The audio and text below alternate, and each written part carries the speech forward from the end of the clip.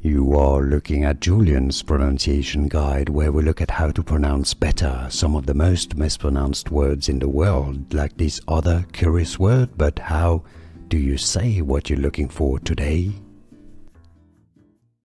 Let's learn once and for all how to pronounce this interesting expression. If you want to learn more vocabulary in English that is confusing, stay tuned. I've got more videos for you. This is from the word poop. That is something that is filled or covered with feces from poop, pronounced as poopy. Poopy as in poopy pants, for example, also meaning bad or not good, unpleasant, crappy, poopy.